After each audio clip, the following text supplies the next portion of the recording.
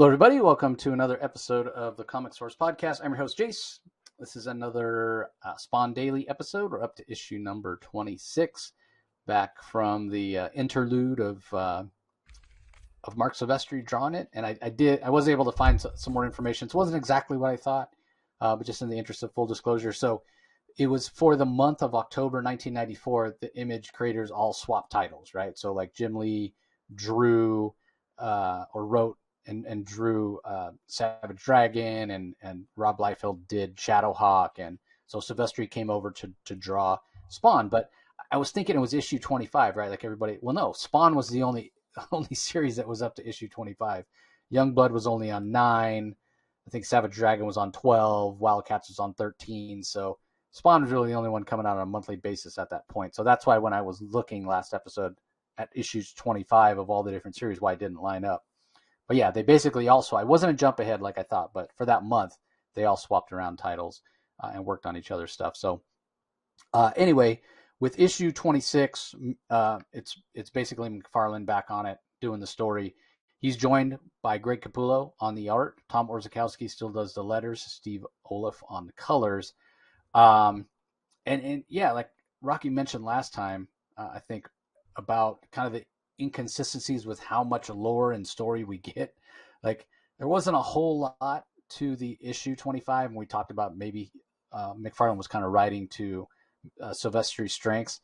Then issue 26 comes in, and we get like all this information, almost like an info dump, and we get some of those patented McFarlane pages where it's like a wall of like half the page.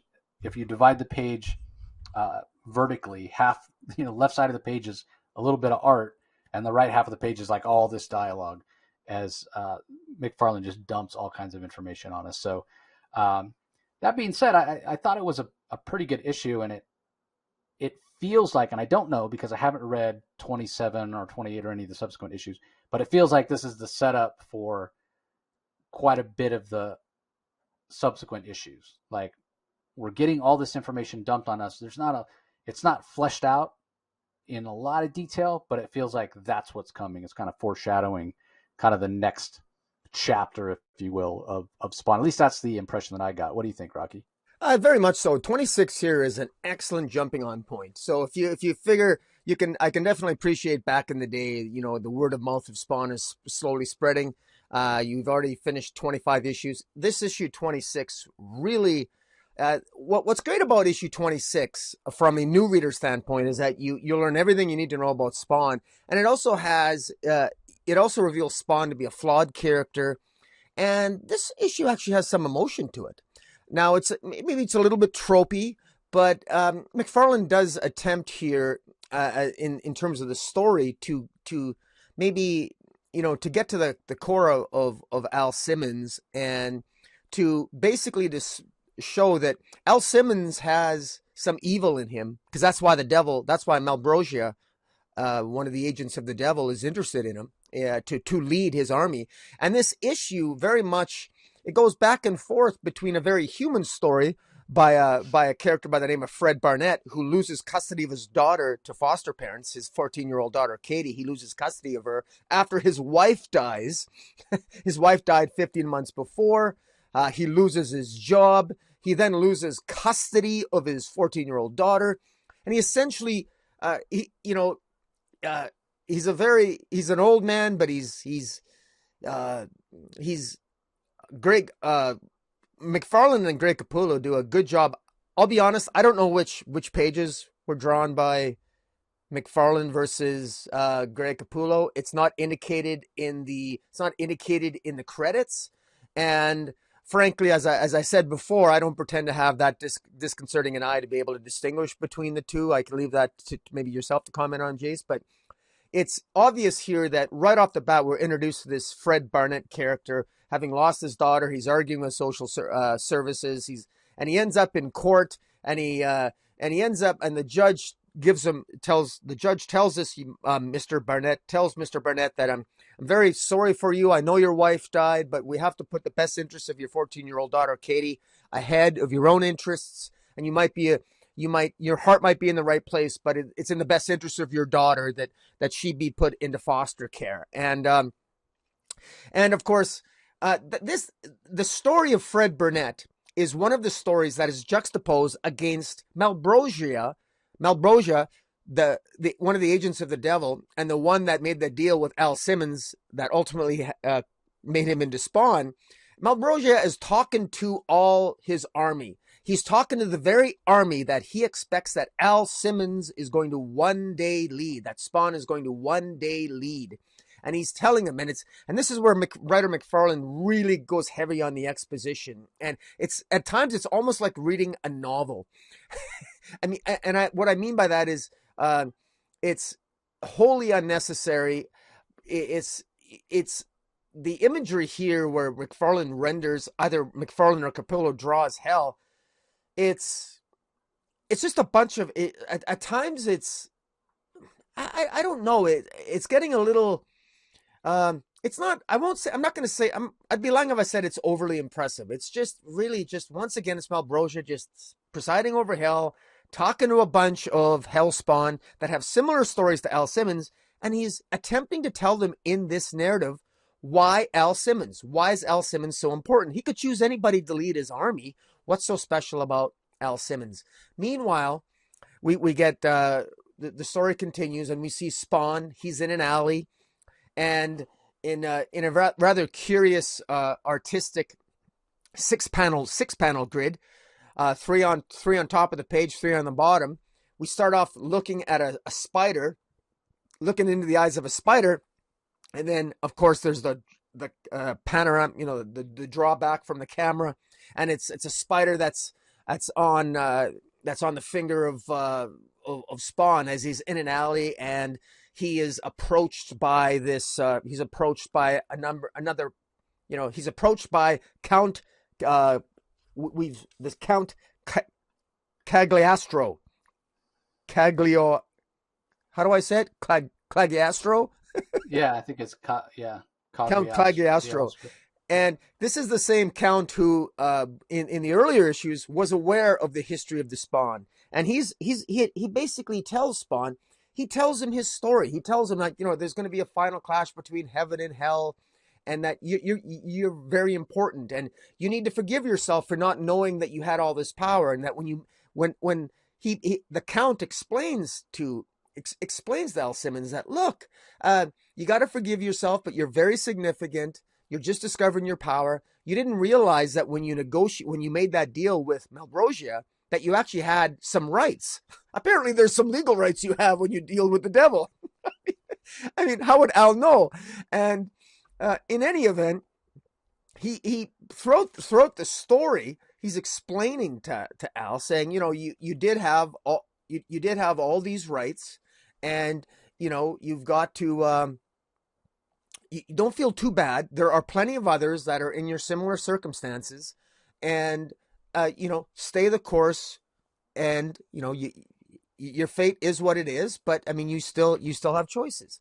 Meanwhile, they're interrupted while the Count and Spawn are having this conversation that really is more of an exposition dump to tell existing readers, loyal readers like you and I who have been in the previous 25 issues. A lot of this is repetitive. We're familiar with all this already, so it's nothing really new. But again, as we've sort of indicated before, you got to be careful if you just skim read McFarlane's expository dumps, because every now and then there'll be one line that is new information. It's like, we didn't know that, and he'll tell us in exposition as opposed to drawing it for us, which is kind of frustrating, but he's got into that interesting habit.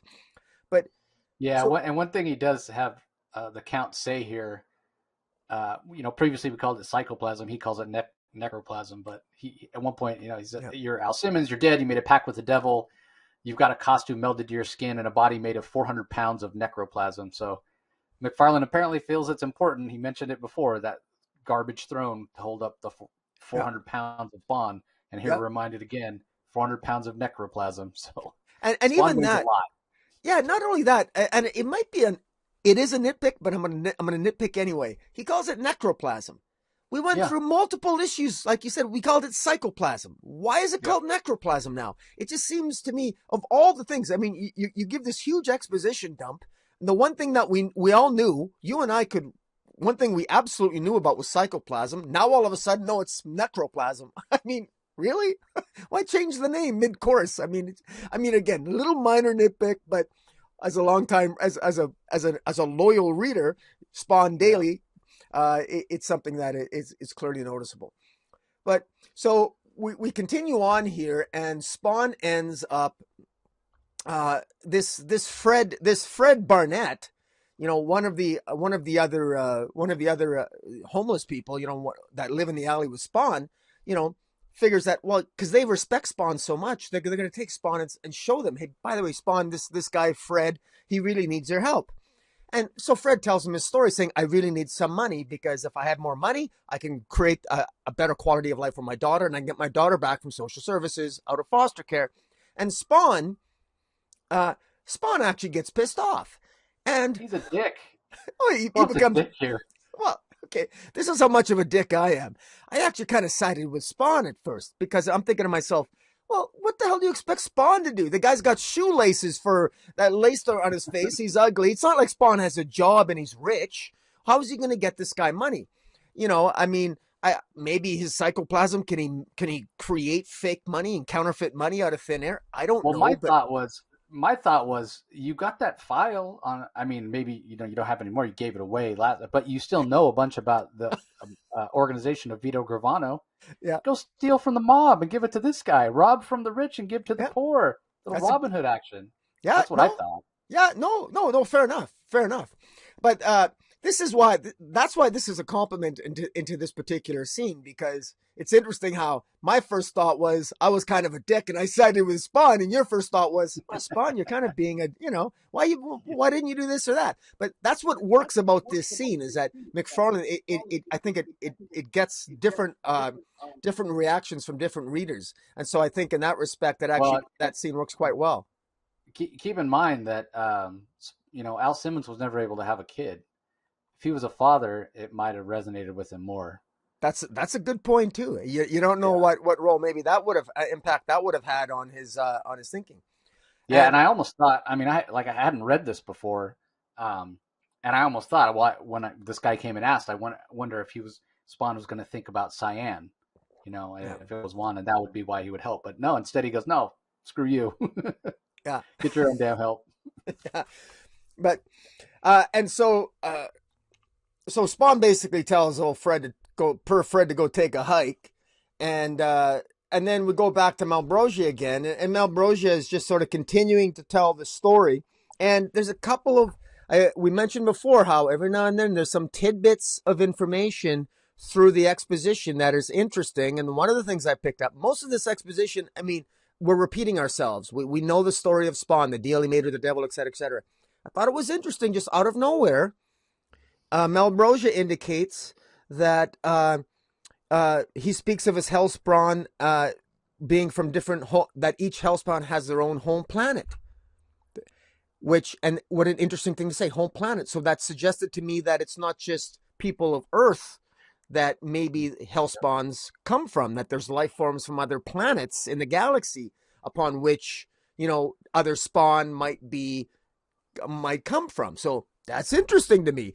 Interesting that's just a little line in a bit of exposition that if you blink, you'll miss it, because I do believe that a lot of readers reading this Spawn would be inclined to maybe sort of skim read over some of these issues. Then as Spawn, it goes back to Spawn then talking to the Count again, and something very interesting happens. The Count tells him that heaven is just as much interested in Spawn as hell is, and that he kind of warns Spawn a little bit, saying, look, don't assume that the agents of heaven are necessarily have your best interest at heart any more than the agents of hell do. And then all of a sudden, there's this, Spawn is sort of whisked away, and he ends up in this place where he ends up being confronted by Gabriel. And Gabriel is this sort of almost like heavenly corporate guru that originally hired.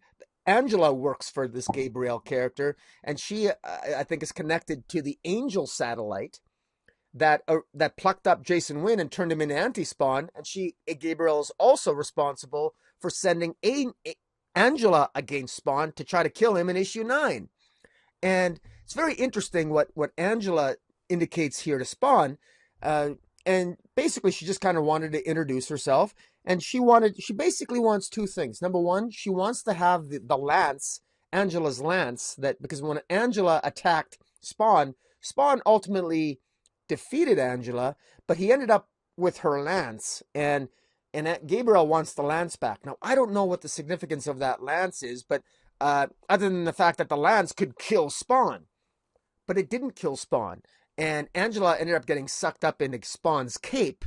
That was before Spawn even really knew all the secrets of his cape. And I still think we're still kind of learning all the stuff that Spawn's cape can do. So it's interesting. So she's kind of introducing herself, and she's sort of sipping wine, and it's actually it's a very beautifully rendered scene, because it's such a disconnect, because we're so used to seeing Spawn in hell. We're not used to seeing him in a beautiful setting with birds flying around. There's this sexy corporate woman in front of him on a nice table with a white tablecloth, sipping, it looks like champagne. Meanwhile, we have this ugly character Spawn with this, sort of long red devilish cape flapping in behind him, staring right at her. She's like toasting him, and they're having this conversation. It's very interesting, and so I want to compliment McFarlane and Capullo. I'm not sure who did what on these pages, but it really was rammed home to me as the reader that, wow, there is a difference here, and I appreciated that, because we've seen so much of hell in the previous 25 issues. It was kind of nice to see a little bit more of what the heaven is, and the implication that heaven itself might have its darker aspects. I really like that. And that intrigues me more than hell. I expect evil from hell, but I don't expect manipulation and machinations from agents of heaven. And that's why I'm still fascinated by what happened with Jason Wynn, when they plucked up Jason Wynn and turned him into Anti-Spawn. That's rather an evil thing for a heavenly group of agents to do, run by this Gabriel. So I'm fascinated by that. And I love how Capullo, I think it's Capullo that drew the page where Gabriel, one of the things that's often done is they focus in on Spawn's eyes.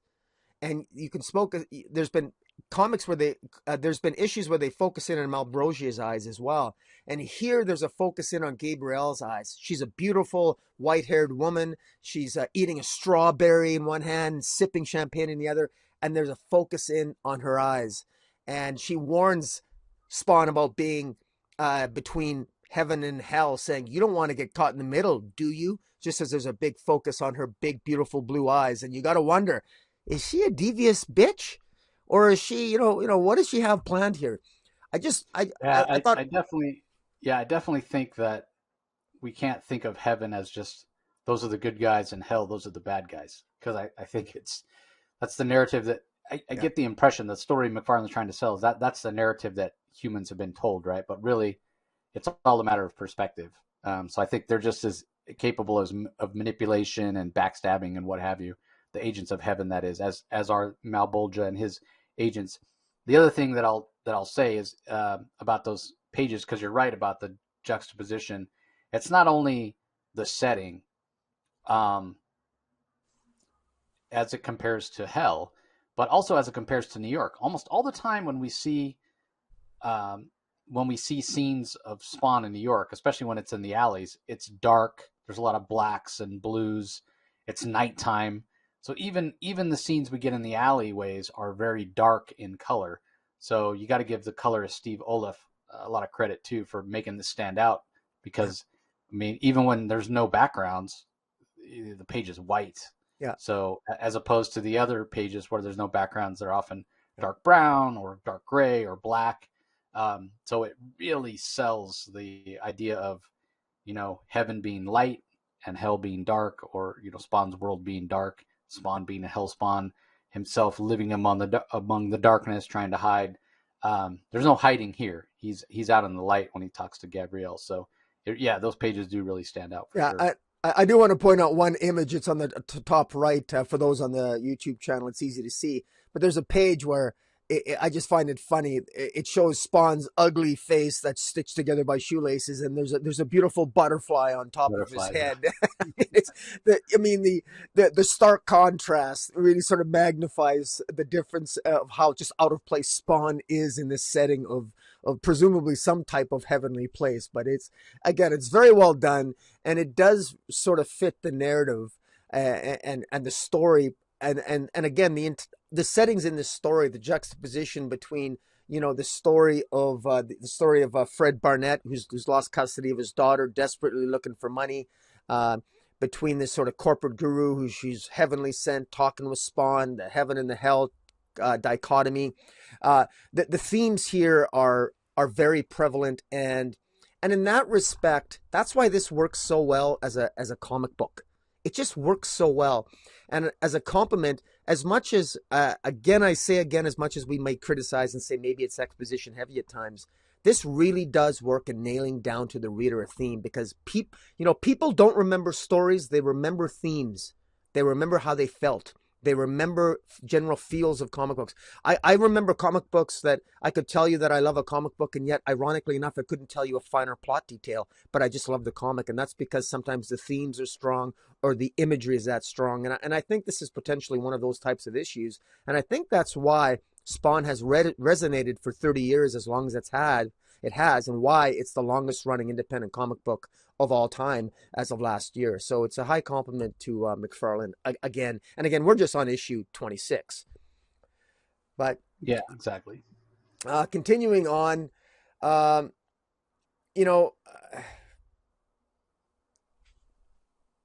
we get to the end, there's more exposition by Malbrosia talking to his creatures of his army, telling him why is Al so special. I got to admit, and this is where I was going to pick your brain a little bit, Jace.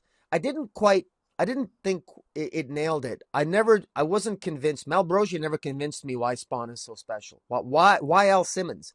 I don't think that was answered adequately to my satisfaction anyway in this story. He says that, well, Al Simmons has a capacity for evil, but that's really all he said. I didn't really get much more than that. If Al Simmons has a capacity for evil, the reality is, the reason why that doesn't work for me is that because we just finished complaining in previous issues that why didn't Spawn kill Jason Wynn? He didn't kill Vito Gravano. He's had opportunities to be far more evil, and he's not doing it. So if now he might have a capacity for evil, but I'm not really getting a sense here that I keep thinking that there must be more. Or maybe Malbrosia is just plain stupid, or maybe I don't know what it is, but I don't know if I quite buy into what makes Al Simmons so special, because I can think of probably like lots of guys. Like Al Simmons had a moral code, so I would think almost any evil person would have been a better choice than Al Simmons. But I don't know. What did you get out of that? Did you? I didn't get anything more than you did. I mean, I've always taken it to be, yeah, Al Simmons has the capacity for evil, maybe partially because he has, as we were talking about last time, he has sold a bit of his soul when he was, before he died, by being a government assassin, right? By undertaking missions where he felt like the end justifies the means. But it always seemed to me, with the amount of Spawn that I've read, and again, maybe this is something we'll learn more about as it goes on. But it always seemed to me, in reading the early issues, that Malbolgia basically picked him for two reasons. One, he knew that his love of his wife could be manipulated into getting him to agree to this shitty deal, not realizing how shitty of a deal it was. Right. And number two, just his CIA and special ops training that would make him a formidable lieutenant in Malbolgia's army. It always felt to me that those were the reasons more so than anything else, in terms of, I can turn him to do bad things or blah, blah, blah, whatever. It's like, man, if you're human, you have the capacity for evil. There's been enough shitty humans throughout the course of human history that's been proven time and time again. So, yeah. But yeah, maybe as the story unfolds, maybe as we read more, it'll be explained in more detail probably by somebody who's not McFarlane. And then out of the blue, we find out something that we would not have known because we never read. There was a Violator series. I think it was a Yeah, 4-issue four Violator issue. series.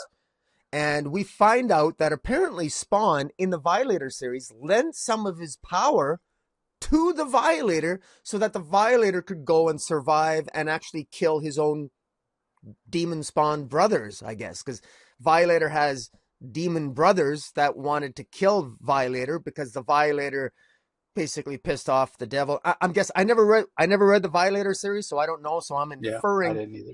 Yeah, I'm inferring that the Violator had to, at some point, he had to survive an attack from his brothers, and he made a deal with Spawn. Spawn agreed to lend him some of his power, or give him some of his power, which is a very odd thing for Spawn to do, because I'm assuming that he's not going to get that power back. So he's giving Violator, this horrible creature. So not only does Spawn not kill Jason Wynn, he doesn't kill Vito Gravano, but he's lending power so that Violator, this grotesque, evil piece of human devilish garbage, can survive and kill his own brothers. Like, again, it seems a little bit, again, it just shows just how much of a higher moral compass and a strong moral code that Al Simmons has. And it makes it more baffling to me while Malbrosia thinks for a second that this is going to be the appropriate guy to raise his army. Like, maybe he's thinking that maybe he's waiting for Al Simmons to be elevated to a high moral place before he destroys him and brings him back down to earth to be his great leader. I don't know, but I found that interesting. Anyways, did you find anything odd about that? Nah, I just felt like it made me think, man, I really need to read that Violator Yeah. miniseries. Yeah. And also we were told in this issue that there's an upcoming, now obviously in the past, but at the time this came out, there's an Angela miniseries upcoming. So Yeah. there's one of those out there as well. I'll have to check Comixology because I'm actually kind of curious to read that Violator series now. But in any event, continuing on, what really makes this, I think, thematically the emotional high point of this issue, at least I think the intention, McFarlane's intention was we find out that Fred Barnett, the young man who asked, or the older gentleman who hit rock bottom and asked Spawn for some help getting custody of his daughter back, ends up committing suicide over the loss of custody of his daughter in a fit of depression. So that devastates Spawn, and of course, this Fred Barnett's friend, the other one of the other homeless people that asked Spawn to help Mr. Barnett. He's very angry at Spawn. Understandably, he's lost a friend, and he just rubs it in, and of course, as Spawn feels tormented for what happened and feeling extremely guilty, Malbrosia is laughing in the background, and yeah. And, the issue ends with the following phrase: "Tonight, for the first time since his return, he feels dead." So that's a very powerful statement because, Spawn has been, let's face it, Al Simmons, we knew he was dead from the beginning. He doesn't have his body. For all intents and purposes, he's dead. He's resurrected. He doesn't have his old body. He might have his soul, but even his soul seems to be transported all over the place into different various places, into heaven and hell, but yet for the first time he feels dead. So not only does Al Simmons, you don't feel, if you're a evil person, you don't feel guilt over something like this. So I don't even know why is Malbrosia laughing? Because if Al Simmons feels guilty over this, only a good man would feel guilty over this. So again, there's some contradictory things here. This has an emotional centerpiece, this story, and I enjoyed it. I thought there were some good moments, and I like the sort of like how Spawn was challenged, sort of with, and I like the interplay between Malbrosia and the heaven and the hell and the parents of Gabriel. A lot happened in this issue. I enjoyed it. I really enjoyed it. But at the same time, I got these questions because I'm wondering, how Al Simmons seems like a pretty good guy here. I don't, he just needs to maybe start he needs a better understanding as to how to manipulate the forces of both heaven and hell. Because Count Cagliostro has told him, look, you need to better understand heaven and hell. There are agents in heaven and hell that might look very similar to you, that they don't always have your best interests at heart. And so I'm really looking forward to Spawn, Al Simmons, taking advantage of both sides and playing both sides of heaven and hell against each other. And remember what was hinted at in a previous issue, that it is possible for Spawn to create a different deal, to actually contract his way out of the deal he has with Ambrosia. That was hinted at, that no contract with the devil is ever written in stone if you play your cards right, because there's so many different agents of heaven and hell at play. So that's the underlying hint here, and that's the saving grace that I think maybe that the loophole that Al Simmons has moving forward, is he's not necessarily doomed. At least that's the way I see it. How do you see it? Well, I kind of think, and again, I go back to the moment when he seemed to accept that he was Spawn, and now it's like he's walked back from that a little bit. It just feels like he needs to get out of his own way, right? And just accept, this is my life now, and let me be true to yourself. Like, we know that deep down, Al Simmons is a moral guy. So get out of your own way, stop second guessing, and just help the people you can help. Do the best you can in these circumstances. And as far as Malbolgia putting in these, terrible situations, and then having a laugh when something happens that kind of almost emotionally tortures Al Simmons, I think a couple things. You can only take so much before you break. So I kind of take it as Malbolgia, has him there on Earth, hoping that at some point he will break and give up on his morals. And the other thing is that Malbolgia himself is just an evil guy, so he's always going to take delight in negative feelings, whether it's guilt or pain or self-doubt or anger or any of that. He's going to take pleasure in it, even if it doesn't necessarily mean that he's getting to Al Simmons in terms of moving him down that path of breaking him and having him lead his army. So, I mean, ultimately, this is a tragic tale, and it's easy for us, first of all, hindsight 2020, looking back 30 years almost at this comic, to say, yeah, get out of your own way, Al. But, also, it's us, the reader, we have much more knowledge of, all the moving parts than even Spawn himself does at this point. So yeah, it's a good tale, and like you said, last thing I'll mention about the issue that you already mentioned, just to reiterate, great jumping on point. Like, if somebody's read nothing of Spawn up to this point, they can jump on with issue 26. You're caught up for the most part, and you can keep reading it going forward. Yeah. No, it was good. It was good, and it's like starting all over again, and again, I think there's multiple. There's multiple plot points that really come into play here, and and the art. I would honestly, I would not want to make any bets in terms of which pages were drawn by McFarlane or which pages were drawn by Capullo. Yeah, 100%. But something else that's interesting. One last thing that just hit me that I'll mention, and then we'll get out of here. We talked in the past about how this seems to flip back and forth between, early on we got a lot of the heaven hell stuff, and that's what we were invested in. And then when it was revealed, it was supposed to be heavily impactful. We found out Chapel was the one that killed Al Simmons, and we were supposed to care, but we hadn't gotten any of kind of the Earth-based storyline of Spawn. And it's like, that's what these last 10 or 12 issues have been about, right? Like the CIA, the FBI, the mob, Terry Fitzgerald, Wanda Blake, like all that. And that's where the focus has been. And now that has been sort of built up. Now with this issue, it feels like, okay, stick a pin in that. This is McFarlane, right? McFarlane's like, stick a pin in the mob Earth-based stuff. And don't forget that this is also a tale of heaven and hell.